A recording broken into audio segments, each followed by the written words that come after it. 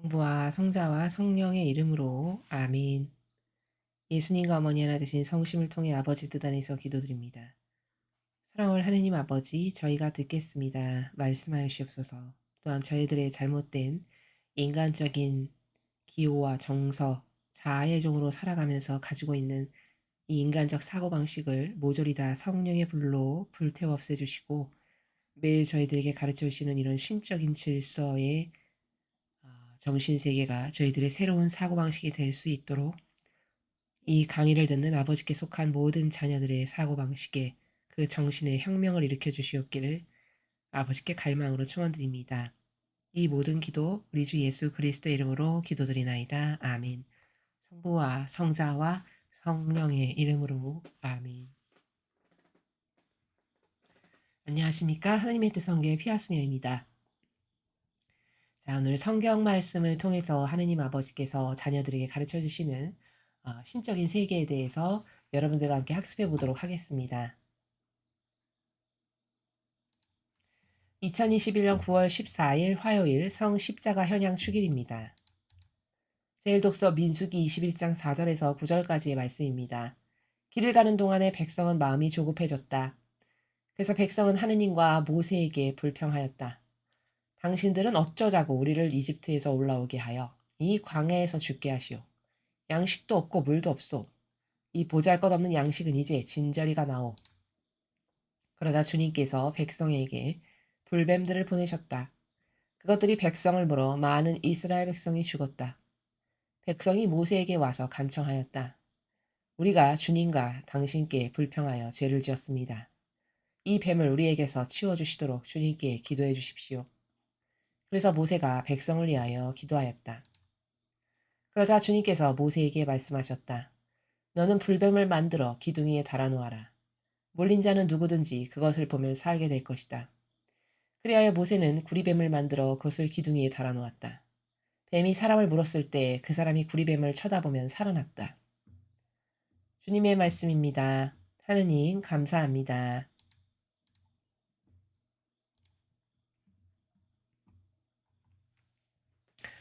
자, 오늘은 그 성십자가 현양 축일입니다. 그래서 일독서도 그렇고 복음도 이제 십자가에 관련된 내용이 실려 있는 것을 확인할 수 있습니다. 자, 오늘 이 복음에서 가장 중요하게 우리가 알아야 될 핵심적 관점은 뭐냐면, 자, 상징이 세상을 다스린다라는 겁니다. 자, 상징이 세상을 다스린다. 이게 무슨 뜻일까요? 자, 저는 지금 주제적 관점을 먼저 선언해서 말씀을 드렸고요. 이제 그게 무슨 뜻인지를 하나하나 상세하게 설명드리도록 하겠습니다. 자, 여기 보면은 이 백성이 또 고질병이 또 나오죠. 또 불평불만을 하기 시작합니다. 그쵸?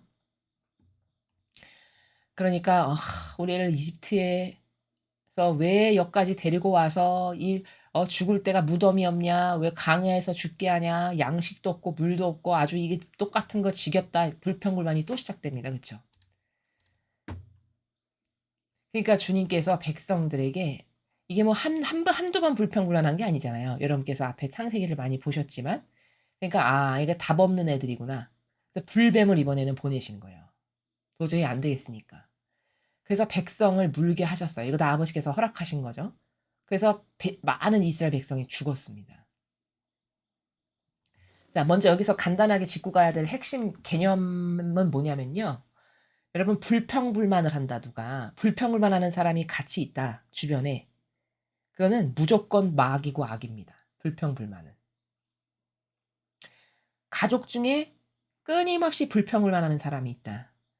그거를 반드시 고치시거나 고치지를 못한다. 그러면 그 사람하고 인발부가 되지 않아야 됩니다.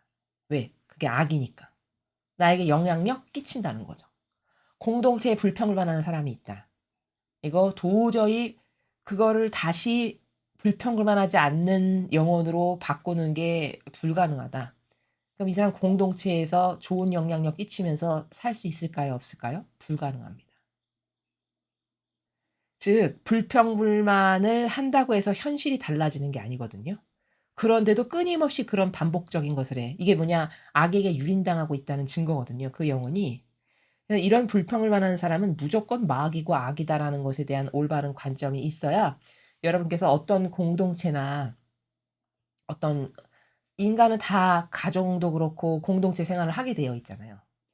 어느 공동체에서 누가 물을 흐트러뜨리는 악인가 막인가를 분별하실 때는 불평불만하는 사람이 있다. 그럼 그건 볼 것도 없이 100% 마귀입니다. 요렇게 분별을 올바르게 하셔야 된다는 걸 간단하게 말씀을 드리고요.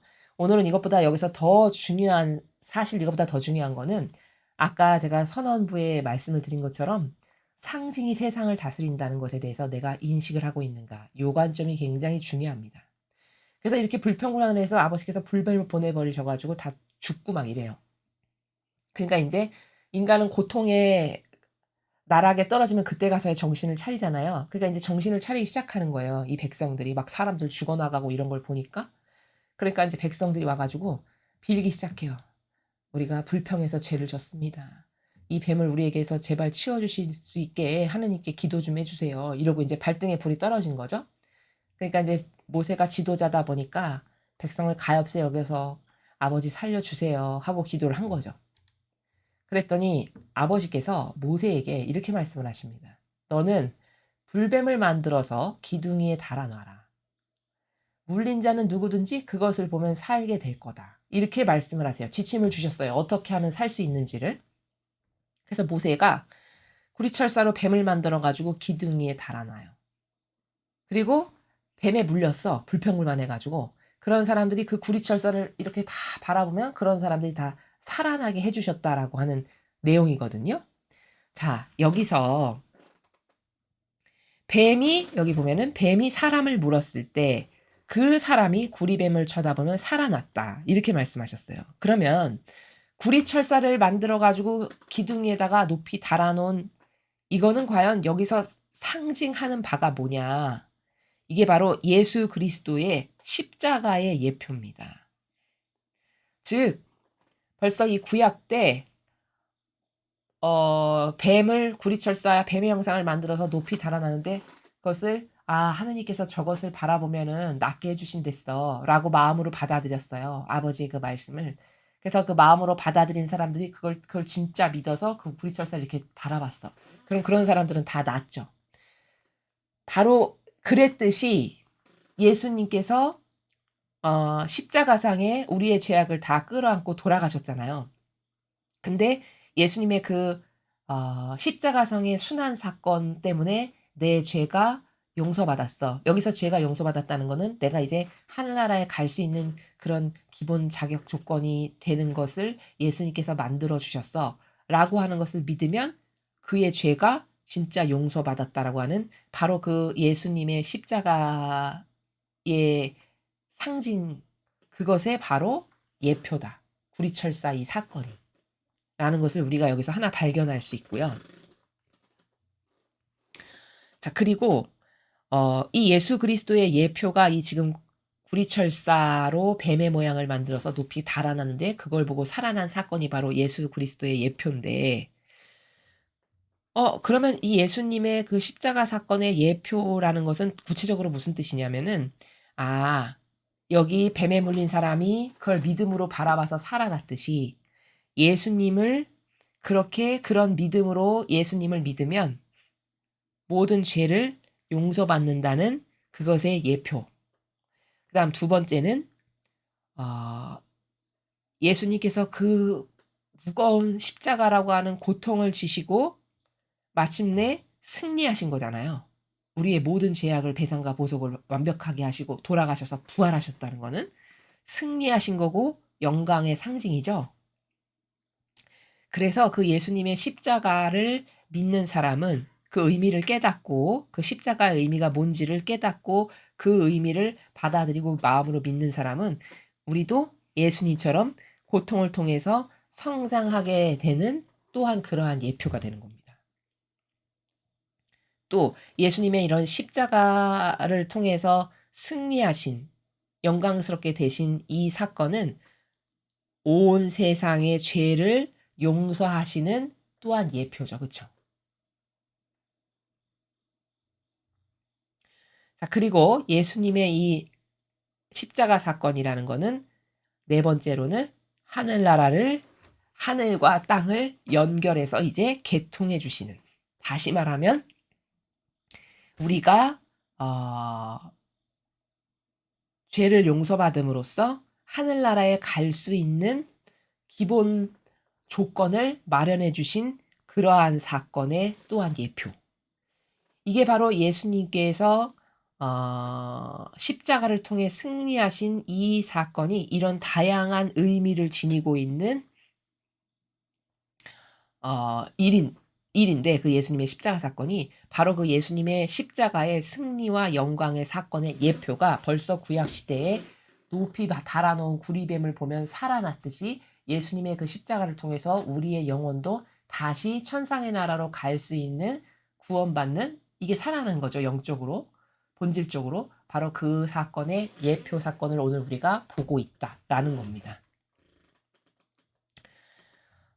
그런데 제가 아까 서두에 오늘 이 일독서에서 중요한 관점은 뭐냐면 상징이 세상을 다스린다라는 것을 인류가 알고 있는가라는 거예요. 자, 보십시오. 십자가다 하면 그게 예수님 덕분에 어떤 큰 상징적 의미를 가지고 있죠. 예수님 때문에 십자가다 그러면 승리의 상징이에요. 그렇죠? 또 십자가다 그러면 아버지의 영광이 드러난 상징이요. 이런 어떤 상징적 의미를 십자가가 딱 내포하고 가지고 있잖아요.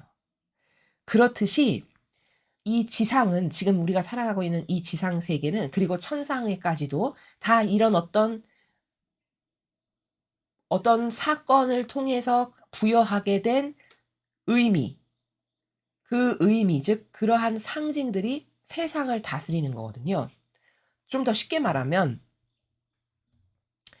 이 상징이 세상을 다스린다는 거는 이런 거예요.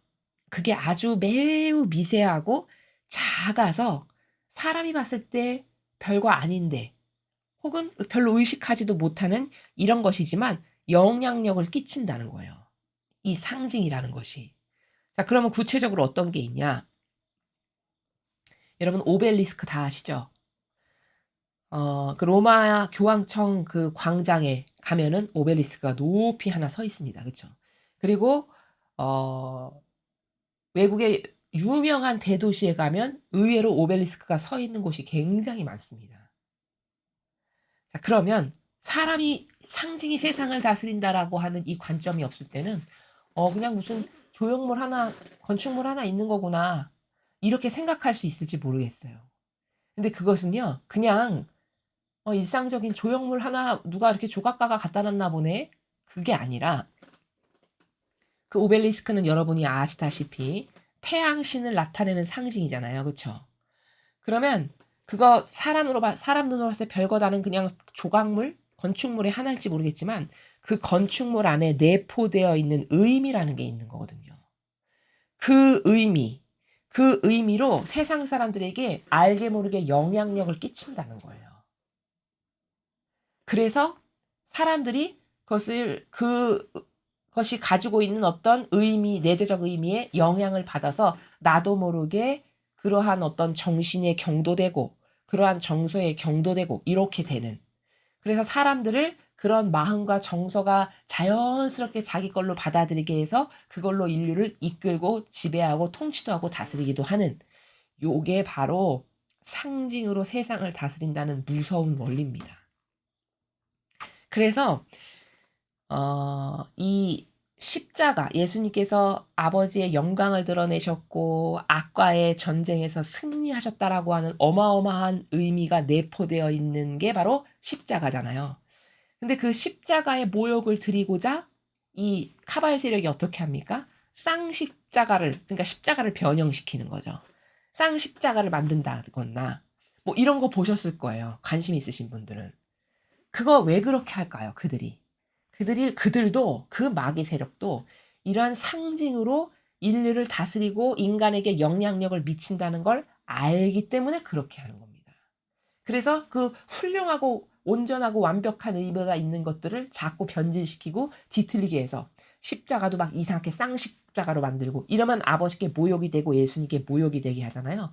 그럼으로써 그 원래 십자가가 가지고 있는 좋은 그 영적인 고결하고 아름다운 의미를 훼손시켜서 변질시켜 가지고 그 훼손시키고 변질시킨 의미로 인류에게 영향력을 끼치기 위해서 그렇게 변질을 시킨다는 거예요. 더 쉽게 이해를 하면 상징, 이게 왜 무서운 거냐면 여러분 왜 그 아이들이 태어나면 이름하잖아요. 장명하죠. 이름을 짓죠. 근데 이 상징이 뭔지를 조금 아시는 분들은 이름 함부로 안 짓습니다. 거기 뭐 무슨 오행을 보고 뭐 획수 뭐 이런 거를 다 이렇게 조합해 가지고 이 이름 안에 좋은 기운이 있게끔 그런 조합을 해서 이름을 만들어요. 아이가 태어났을 때. 그런 거 잘 아시죠?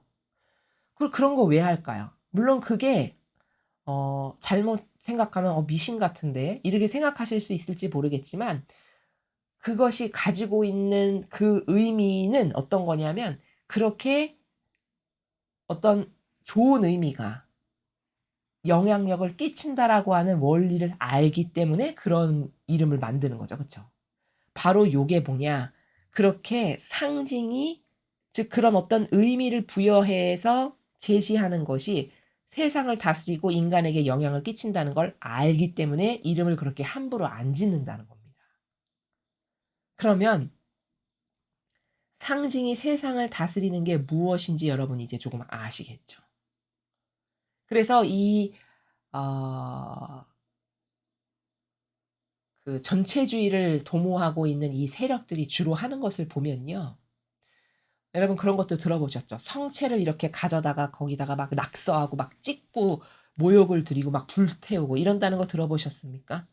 그런 거 다 왜 그렇게 할까요? 그거 그냥 그거 뭐 그냥 빵 쪼가리 아무것도 아닌데 이렇게 생각한다면은 그런 걸 안 하겠죠. 그 마귀 세력도. 근데 막 악의 세력도 아는 거예요. 그 의미가 얼마나 중요한지를. 그 내포되어 있는 본질적 의미를 훼손시킬 때 그게 영향력을 끼친다는 걸 그들도 알기 때문에 그러한 짓을 하는 겁니다. 이런 것들이 다 상징이 세상을 다스리고 인간을 조종할 수 있고 인간의 마음과 정서에 영향을 끼친다는 걸 악의 세력도 아니까 그러한 일들을 한다는 겁니다. 이해가 되시죠? 그래서 이런 의미가 내재적으로 들어있고 아주 미세하고 작지만 나도 모르게 영향을 받고 있고 실제적으로 영향력을 끼치는 이런 모든 것들이 바로 상징이라는 건데 그런 상징을 통해서 악도 그래서 하느님이 하시는 것에 자꾸 변형을 시키고 어 변질을 시켜 가지고 모욕을 드리게 하는 이런 걸 왜 하냐. 그 상징으로 영혼들에게 아버지가 주시는 좋은 영향력, 신적인 어떤 작용이 있다는 걸 알아서 그걸 망가뜨리고 훼손하기 위해서 그렇게 십자가도 막 변형시키고요. 막 성체도 그러한 저주받을 짓을 감히 하고요. 이런 게 다 그 의미를 알아서 하는 거다라는 겁니다. 그러니까 어 이 천상에 해당하는 어떤 의미 이런 것들 하나하나가 얼마나 중요한지를 여러분이 잘 이해를 하셔야 된다는 겁니다. 잘 이해를 하시고 납득을 하셔서 아 그런 어떤 상징으로 내포되어 있는 의미 거기서 나오는 어떤 기운 이런 거 있죠. 기운. 그런 기운 같은 것들이 인간의 영혼에게 영향력을 끼친다. 이것에 대해서 올바른 인식이 있어야 되고 그렇기 때문에 십자가라는 것이 그 십자가라는 그 단어 하나만 들어도 또 이렇게 십자가를 마귀가 있는 곳에 이렇게 들이밀기만 해도 악이 막 기절하면서 도망가는 건 그거 뭐 칼로 휘두른 것도 아니고 뭐 불을 지핀 것도 아닌데 마귀가 왜 그렇게 무서워하면서 도망갈까? 바로 그 십자가에 내포되어 있는 그 상징적 의미 이거는 마귀를 이긴 승리라는 상징 그쵸? 또 아버지의 영광을 마침내 완벽하게 드러냈다라고 하는 상징. 요 상징의 의미 때문에 마귀가 그렇게 치를 떨면서 십자가를 싫어하고 이렇게 들이대면 왜 구마할 때 보면은 십자가를 되면 마귀가 도망가고 하는 게 바로 그 상징이 다스린다라는 이 포괄적 관점의 나라에서 여러분이 인식을 하셔야 올바르게 이해할 수 있다라는 것을 오늘 이 일독서를 통해서 우리가 발견할 수 있는 거고 중요한 관점이다. 이렇게 말씀을 드립니다. 자, 그럼 계속해서 복음 말씀 함께 보시겠습니다. 요한복음 3장 13절에서 17절까지 말씀입니다. 주님 영광 받으소서. 그때 예수님께서 니코데모에게 말씀하셨다. 하늘에서 내려오니 곧 사람의 아들 말고는 하늘로 올라가니가 없다. 모세가 광야에서 뱀을 들어올린 것처럼 사람의 아들도 들어올려져야 한다. 믿는 사람은 누구나 사람의 아들 안에서 영원한 생명을 얻게 하려는 것이다. 하느님께서는 세상을 너무나 사랑하신 나머지 외아들을 내주시어 그를 믿는 사람은 누구나 멸망하지 않고 영원한 생명을 얻게 하셨다. 하느님께서 아들을 세상에 보내신 것은 세상을 심판하시려는 것이 아니라 세상의 아들을 통하여 구원을 받게 하시려는 것이다. 주님의 말씀입니다. 그리스도님 찬미합니다. 자, 오늘 이 복음도 오늘 성십자가 현양 축일에 맞춰서 지금 선별을 한 것 같은데요.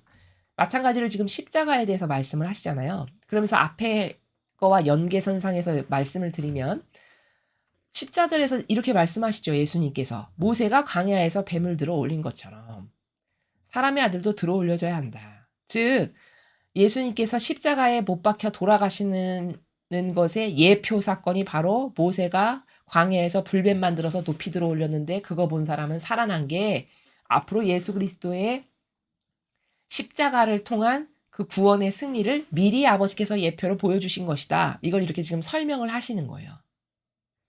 자, 그리고 그래서 믿는 사람은 누구나 사람의 아들 안에서 영원한 생명을 얻게 하려는 거다.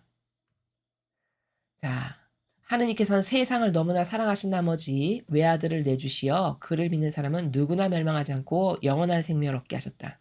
자, 지금 예수님의 그 순환의 십자가를 믿고 그래서 그 십자가를 통해서 구원받았다라는 것에 대한 확신이 있는 사람은 영원한 생명을 얻게 하시려고 아버지께서 그러한 것을 허락하신 거다. 지금 이렇게 말씀하시는 거잖아요.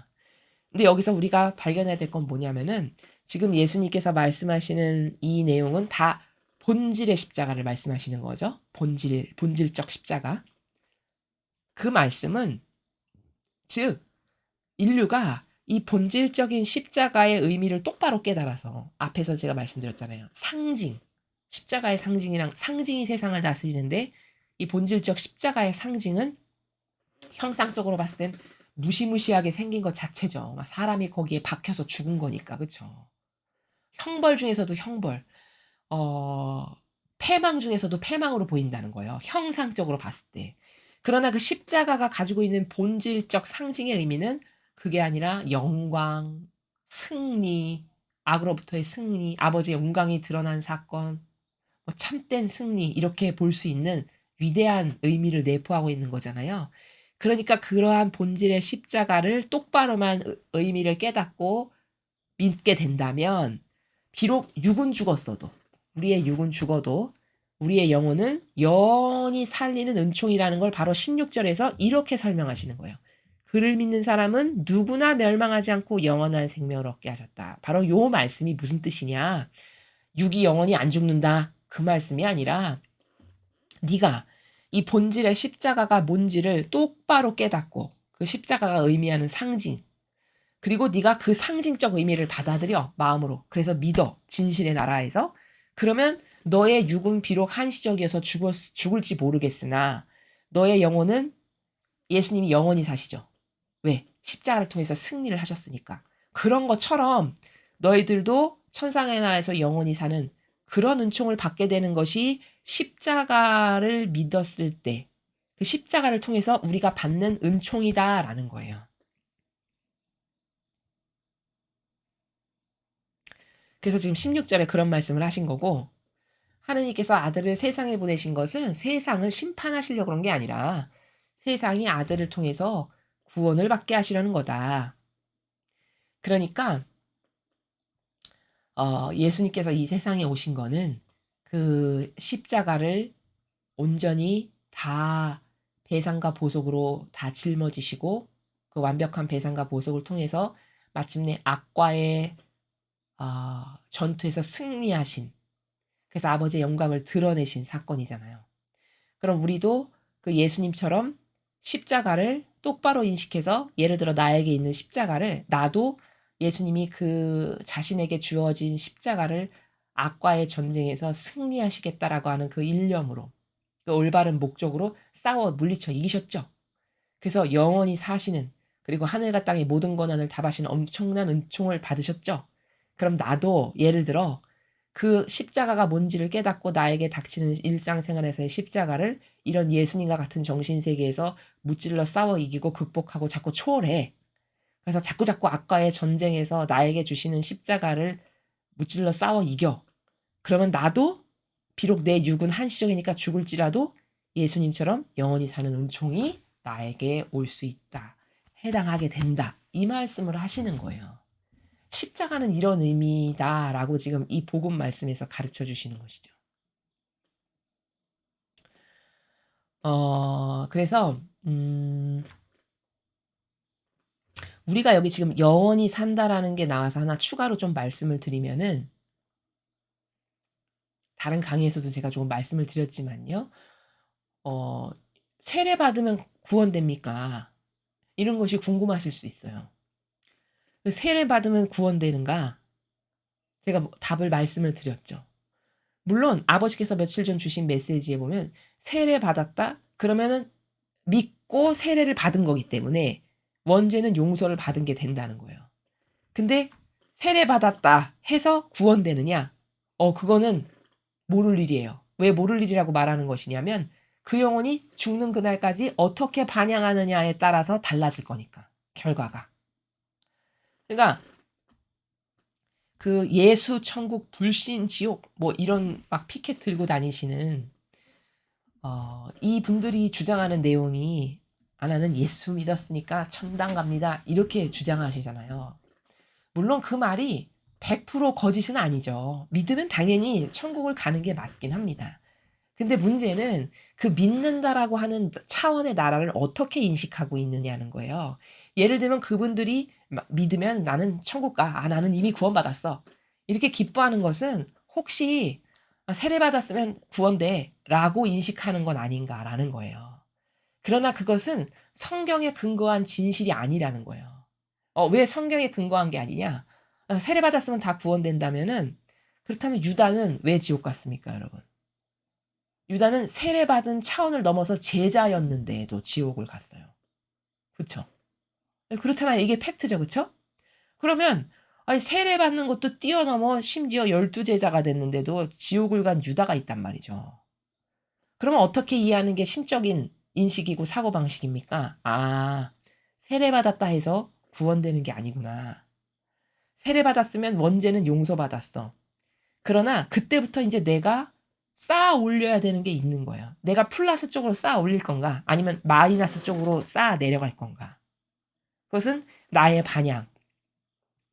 아버지께서 매일 메시지에서 가르쳐 주시는, 예를 들어 1계명을 철두철미하게 90% 이상 실천했다든가, 계명을 잘 지키면서 살았다든가, 거룩한 사랑을 구현했다든가, 뭐 이런 기타 등등 이런 것이 중요하다라고 가르쳐 주신 핵심 사항들이 있잖아요, 아버지께서. 그런 것을 내가 평상시에 맺어서 구현해가지고 맺은 열매가 있어. 그래서 아버지가 보셔도 공적으로 인증받을 만해. 이러면 이것은 빼도 박도 못할 증거로서 천상에 갈 증거가 되겠죠. 근데 그렇지 않고 내가 하느님의 뜻을 가로막는, 성령을 거스른 죄는 용서 못 받는다 하셨잖아요. 하느님의 뜻을 가로막는 게 성령을 가로막는 건데, 그 아버지 뜻을 가로막는 세력과 하나 되고 동조하고 협력하고 그들에게 적극적으로 맹종했어. 그러면 이건 천상에 가기에는 부적합한 거죠. 왜? 아버지 뜻을 가로막은 세력과 하나 됐는데 그럼 그들이 가야 될 나라를 나도 가야 되는 게 정직한 거 아닐까요? 그렇죠. 그래서 세례받았으니까 구원됩니다. 예수 천국 불신 지옥 이거는 그래서 성경의 근거에서 봤을 때 잘못 오해가 있는 차원의 나라다라는 겁니다. 이해가 되시죠? 그리고 지금 이런 어떤 십자가나 죄에 대해서 이야기가 나와서 여러분들에게 하나 더 추가로 말씀을 드리면은 이런 의심도 있으실 수 있어요. 이런 궁금증. 어떤 거냐면 어 회개하면 용서받잖아요, 우리가. 그렇죠? 그러면은 회개하면은 용서받는데 또 예수님께서 이 배상과 보석을 통해서 인류를 용서해 주셔서 다 제로 베이스에 가져다 놓으셨고 또 각각의 사람들은 회개하면은 죄악을 용서받는데 하나님께서는 왜 그렇게 지금 무겁게 정의가 짓누르고 계시다라고 그 무게를 막 감당하지 못해서 팔이 떨어질 지경이라고 왜 말씀을 하실까? 그게 지금 영적으로 어떤 상태냐면은 여러분 생각해 보세요. 아버지나 예수님이나 어머니께서는 지금 매우 고통스러우신 상태거든요. 천상에서. 너무너무 고통스럽게 겨우겨우 인류에게 불덩어리가 떨어지지 않게끔 겨우겨우 막고 계신 상태란 말이죠. 그 왜 그런 거냐면 자, 우리 일개 개개인을 살펴보죠. 우리 개개인이 어 이렇게 신앙생활을 하다가 뭐가 죄인지를 깨달아서 고해성사를 이렇게 보잖아요. 그러면 회개하면 바로바로 용서해 주신다고 했으니까 고해한 것들은 용서를 받아요. 근데 나라는 존재 하나를 놓고 보았을 때 내가 본질적 진리를 올바르게 다 인식을 못하면 죄가 뭔지를 똑바로 규정 지을 수가 없어요. 나 존재 자체도 그쵸? 예를 들어 제가 진리를 배우기 이전에 고해성사 받던 수준은 예를 들면 저는 뭐 미사에 몇 번 빠졌고 부모님 말씀 안 들었고 뭐 숙제를 뭐 안 했고 이런 게 제가 죄라고 생각해서 고해성사를 받던 수준이었단 말이죠. 근데 제가 진리를 깨닫고 배우다 보니까 사실 그거는 죄라고도 할 수 없어요. 왜? 그것보다 더 악독하고 더 하나님께 역경을 드리는 죄는 제 뜻을 따르고 산 죄거든요. 그쵸? 말로만 하느님 믿네, 나는 신앙인이네, 아버지 사랑해요 이렇게 했지만 실제적으로 내가 행해서 맺은 열매를 펼쳐보니까 하느님보다 내 자아가 항상 더 신이었고 내 자아가 아주 우상이었어요. 그래서 내가 원하는 거, 내 기호, 정서, 내 선, 내 기준 이게 아버지보다 항상 앞서가. 이러면 이게 뭘까요? 자아를 하느님처럼 우상으로 떠받들고 섬기면서 산 거였죠. 이게 바로 내 뜻을 따르고 살아가는 죄예요. 그러면 죄악을 올바르게 인식하고 배운 사람이면 미사 빠지고 부모님 말씀 안 듣고 예를 들어 뭐 형제자매랑 싸우고 기타 등등 우리가 죄라고 평상시에 종교 생활 가운데 생각했던 이 죄보다 더 악랄하고 악독하고 역겹고 모욕을 드리는 죄는 이렇게 내 뜻을 따르고 사는 죄란 말이죠. 왜? 이 바리새인 율법학자들이 이스라엘 백성들이 다 이것 때문에 하느님께 혼난 거거든요. 이렇게 자신의 뜻을 우상으로 섬기면서 살아서. 그렇죠? 또 이건 못지않게 더 큰 죄, 이건 못지않은 큰 죄가 뭘까? 인간의 뜻이 만든 제도와 정통에 맹종하고 살아간 죄. 왜? 그게 하느님께 모욕을 드리는 건데 내가 그 모욕 드리는 세력과 하나 됐으니 얼마나 큰 죄예요. 이게 사실 매일매일 내가 저지른 그 자잘한 죄들보다 더 큰 죄거든요. 그러면 이게 더 큰 죄라는 걸 올바르게 깨닫고 인식한 사람은 이걸 고해성사를 볼 때 똑바로 고해성사를 봐서 용서를 받을 수 있겠으나 대다수의 지구상에 살아가는 사람은 이렇게 자신의 뜻을 따르고 살아가는 게 엄청나게 큰 죄라는 걸 개념이 없죠. 그쵸? 왜? 알려준 사람이 없고 들어본 바 없고 배워본 바 없고 진리를 전하는 사람 없으니까. 그러니까 자기 죄가 뭔지도 모르고 일평생 살다가 죽는 사람이 허다한 거예요. 또 고해성사를 봤어도 회개를 했어도 올바르게 내 죄가 진짜 뭔지를 모르고 회개를 한 것도 숱하게 많겠죠. 그쵸? 그러면 이렇게 올바르게 회개하지 못한 건 용서받을 수가 없잖아요. 나라는 존재 하나만 봐도. 그러면 이런 개개인이 똑바로 회개를 못해서 아버지께 짐 지워드린 이 죄악. 그 다음, 우리가 요새 매일 고통스러워서 어찌할 바를 모르는 이 카발이라고 하는 세력, 이 적그리스도와 하나 되고 이 공산주의와 하나 돼서 인류를 전체주의를 만들고자 하는 야욕을 가진 이 마귀 세력이 매일같이 저지르는 죄. 이거를 하느님 아버지와 예수님과 어머니께서 지금 다 떠안고 계신 상태예요. 그러니 얼마나 무거우실까를 생각해 보세요. 그래서 성모님께서 아버지의 팔이 떨어지실까 봐 지탱하시고 겨우겨우 계시다라고 메시지에 나오는 게 그래서입니다. 그러면 우리가 왜 배상과 보속을 자꾸 강조해서 열심히 해야 되고 배상보속 많이 하세요. 이걸 왜 하냐? 이 적그리스도의 세력 카발, 이 공산주의가 하나 돼서 인류를 전체주의로 다스리려고 하는 이들이 매일 짓는 죄. 이거 누가 배상과 보속을 할 거예요. 그렇죠? 공짜로 되는 거는 없는 게 진리의 나라인데. 누군가는 이걸 배상과 보속을 해야 인류의 불이 떨어지지 않을 거 아닙니까? 그렇죠? 또 내가 올바르게 다 회개도 할 수 없어서 내 죄가 미처 다 뭔지도 몰라가지고 남겨져 있는 이 무거운 죄악도 또 아버지가 짊어지고 계시고 또 하나님을 몰라서 인간의 뜻이 얼마나 역겹고 사악한 건지를 몰라가지고 생전가야 고해성사 단 한 번도 못 보는 사람도 인류에 숱하게 많잖아요. 그럼 이들이 지은 죄. 이거 다 지금 아버지와 예수님과 어머니께서 끌어안고 계신 상태예요.